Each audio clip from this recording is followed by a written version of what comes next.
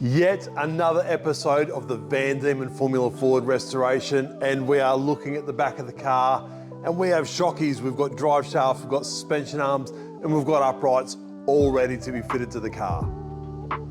On the front of the car, the suspension mounting points are directly to the chassis. However, on the rear of the car, they mount directly to the gearbox assembly.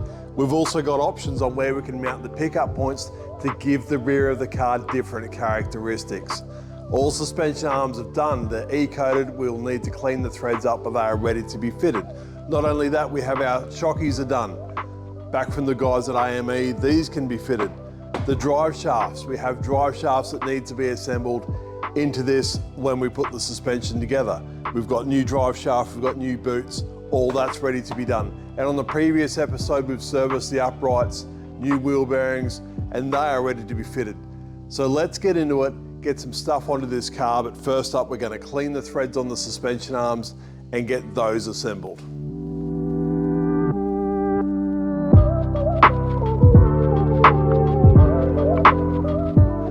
As much as that job sucks, it has to be done, and it makes our life easier when we go to screw in the rod ends. Now, all the rod ends have been checked and inspected. Some have been replaced, not all of them. We're not building a new car, it's a restoration. So anything that's not serviceable, like this one that's bent and has actually had the eye pulled out of it, they go in the bin and gets replaced with a new one. But everything else has basically been cleaned up, made sure they're okay, made sure there's no slop or play in the ends, and then these are ready to be screwed straight back into the suspension arms. Also, much like the lower front one, they have a big spherical ball that goes in the outside bottom of the suspension arm. Retained by a circlip, and then the upright drops through this and captures everything within the suspension arm. It's a really cool setup. So now that these are done, we can get the rod ends in, and we'll start a lot like the front of the car. We're going to put the lower suspension arm on first. So we need to get the pickup points mounted to the gearbox, and then the lower arm can go onto the car.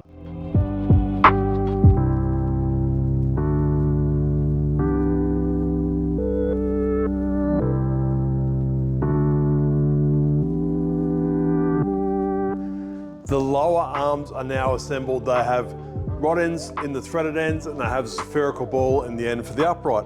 Now these, just to spice things up, are different. They're different left to right, which is no big deal. And a really easy way to identify these is by these little clips at the front that hold the brake lines in place. Now, if anyone who ever wants to make these are simply flat washers, bent at 90 degrees, and then tack welded on. They're great to get cable ties in behind to hold the brake lines in place. So now we know which side is which.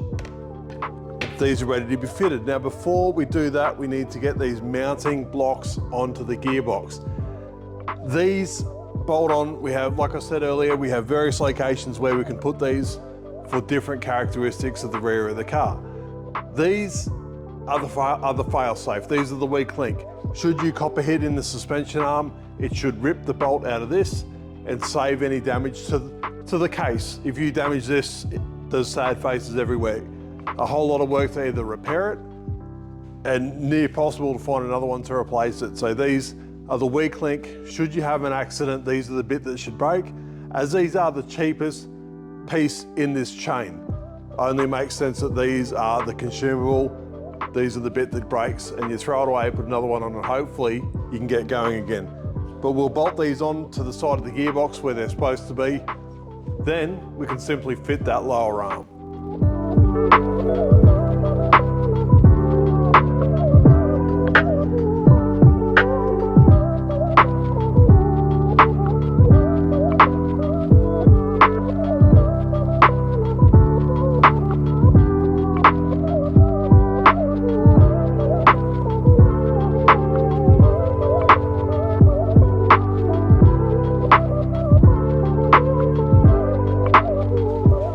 Suspension arm pickup points are mounted to the bell housing. Front upper, front lower, rear upper, which is part of this bridge assembly, and the rear lower.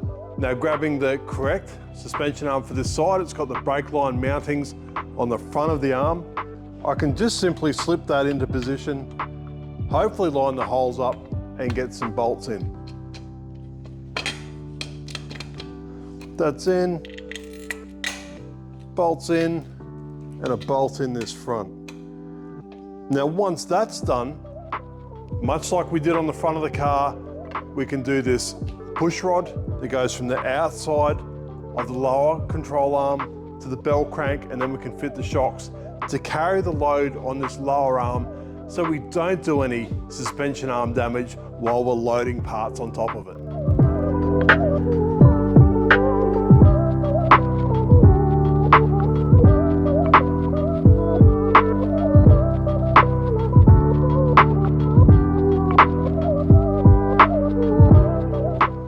Lower suspension arm is now fitted off and the push rod is in place, connected to the bell crank. That's our range of suspension movement, and once again, if we are using all of that suspension movement, we are in a whole lot of trouble. We're either flying off the track or we're flying into something pretty hard. That is nice and smooth, operates exactly how it should. We fitted the bell crank in a previous episode when we put the gearbox together. So now what we want to do is get the shockies on the car so then they can carry that load, support that lower arm, and then we can start putting some of the bigger components on without damaging any of the rod ends or the A-arm itself.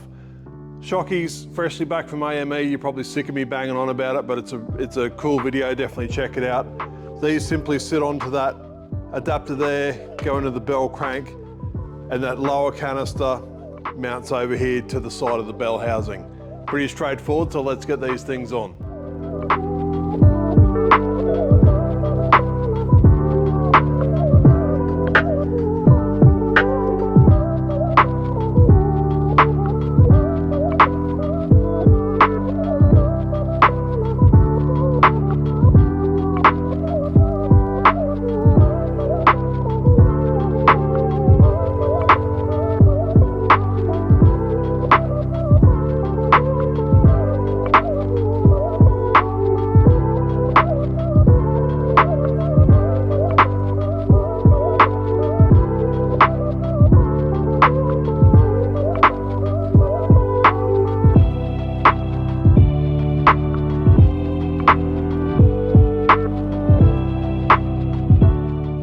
Everything fitted up really well and the shocks are on. They look amazing. Once again, something that's not black, a bit of color on the car.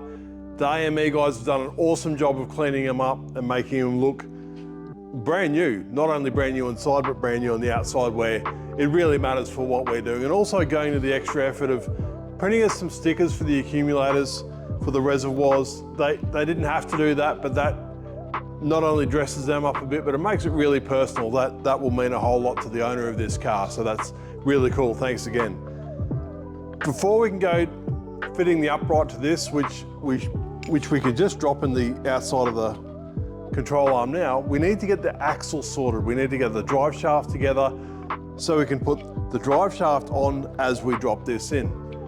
We've got all the pieces all laid out.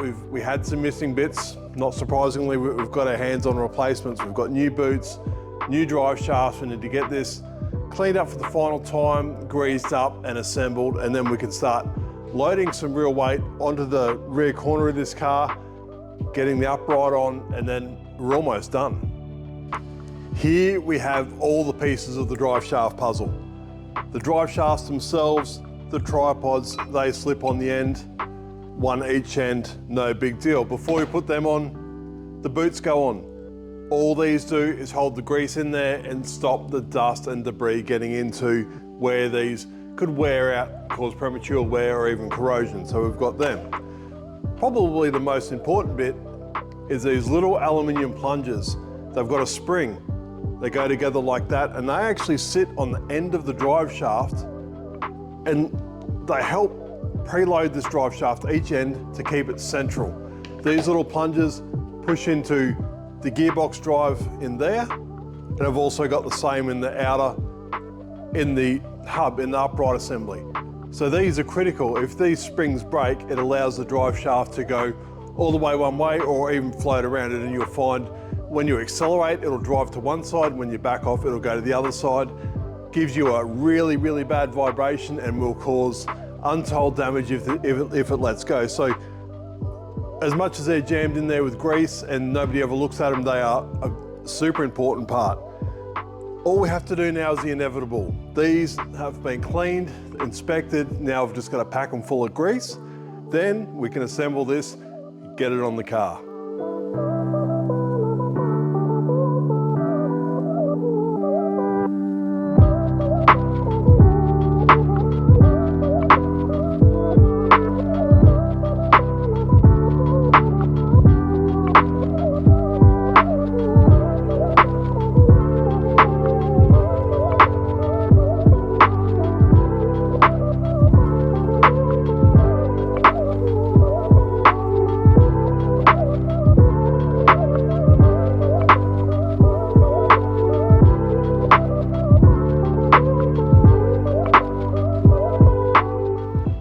Now that I have grease absolutely everywhere, that can only mean one thing.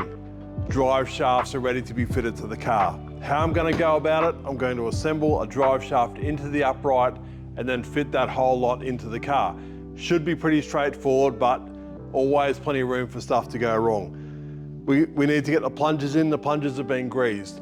These don't spin, everything rotates together, but we still need that plunger to be free in the housing for that drive shaft to move around as it travels through its normal range of suspension movement. All the tripods have been greased, these have been cleaned up, ready to go on, so time to get some more grease everywhere. Let's assemble this upright.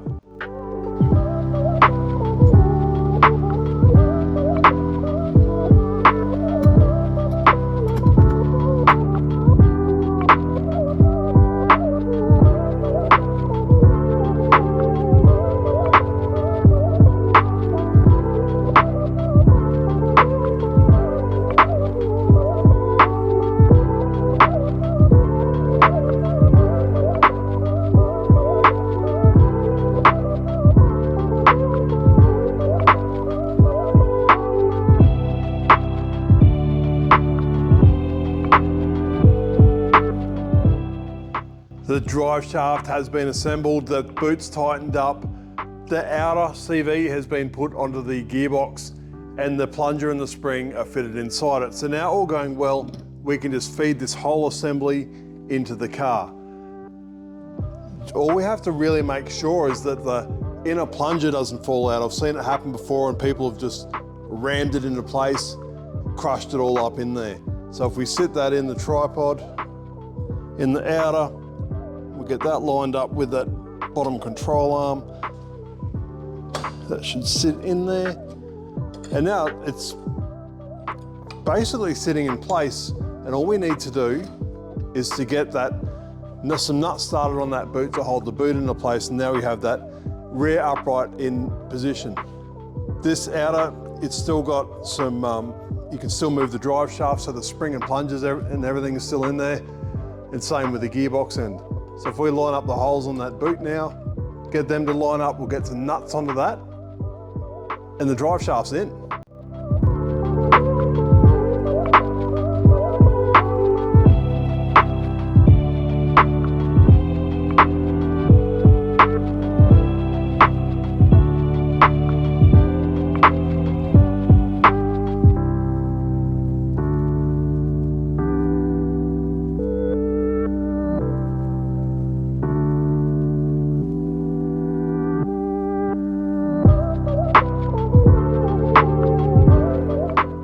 A really simple way to make sure that that axle's been fitted correctly is that it has end float either way. It should always be able to move side to side, but held central by the springs. That being said, done, and let's fit a top control arm. The rear upper control arms are the same both sides, which is cool. It limits the amount of spares you need should you choose to only carry one of these. The only thing we have to be conscious of is this little bracket here. It's for the tow rod. It goes to the back of the car and provides tow. We can go tow in or tow out depending on how long that rod is. So that rod goes from that bit on the suspension arm to that upper mount there. This has been tapped out. We can get some rod ends in this. Same, we're going to screw them in about halfway to get an initial setup. We've made an adapter on the end here because the spherical ball's actually pinned into place. We didn't want to do damage to the suspension arm, so we've just made a cover so they wouldn't get sandblasted or coated. So we'll pull that cover off, get some rod ends in this, and then we should be able to fit that to the car.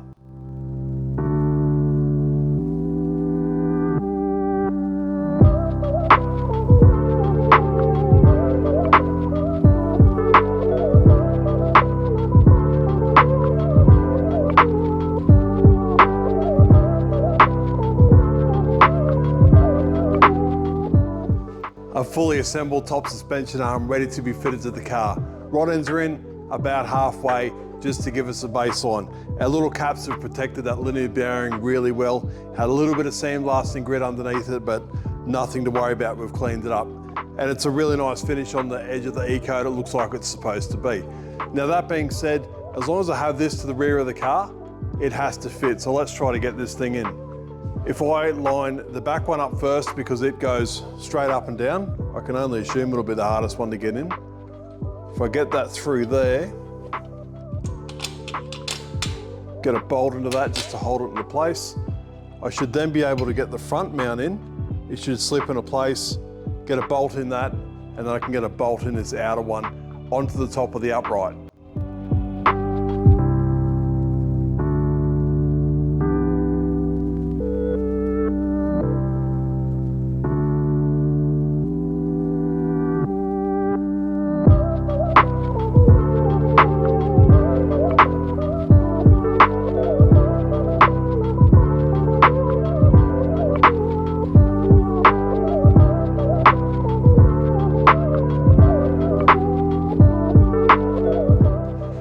As we covered a little bit when we put together the hubs and the uprights, is we can adjust the camber on the back wheels with shims. Really quick and easy adjustment. We also have a little bit of caster adjustment with the rod ends. We can move that around as we need. Now to adjust the toe, we need this one. This one goes in there and gives us the necessary adjustment we need for either toe in or toe out on this rear wheel. This tow rod's pretty user friendly. It's a left and right hand thread, so all we need to do to adjust it is loosen the lock nuts and adjust away. We don't have to pull a bolt out, remove it from the car or anything silly like that. Fitting, just as easy as the rest of it. It should just slip into place.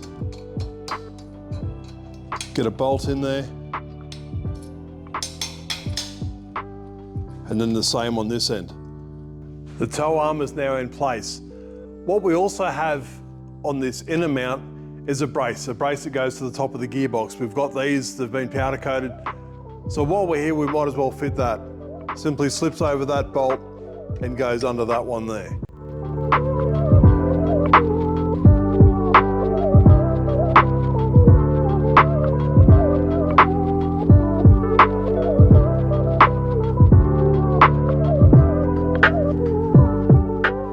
The last piece of the puzzle is this bit, the rear sway bar. It hangs right out the back of the car.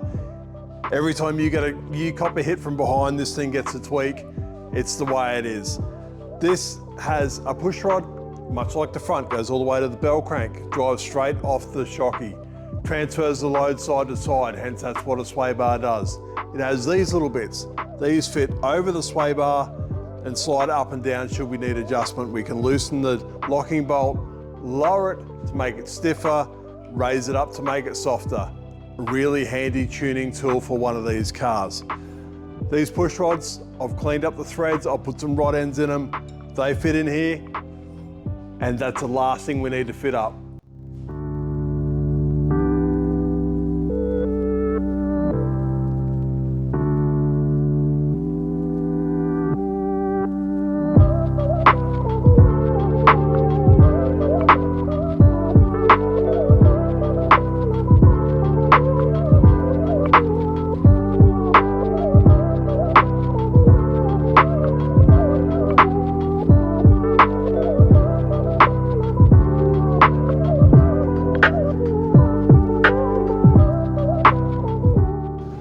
Now, at this point of the project, we should probably take a minute to look back on what this thing actually was like when we took delivery of it. It was rusty, it was corroded, there was a whole bunch of stuff missing, it was thoroughly pulled apart. And now look what we've done, it's presentable, it looks exactly the way you would expect it to look. And this thing should run. It's mechanically sound and everything should work the way it's supposed to. So I'm gonna get on the other side. I'm gonna get the back of this car finished up. You can give us a thumbs up, leave a comment, good or bad. We appreciate your comments, we appreciate your feedback, so let loose, don't hold back. Really appreciate you guys watching, taking the time to follow us on this journey, and I'll see you on the next episode.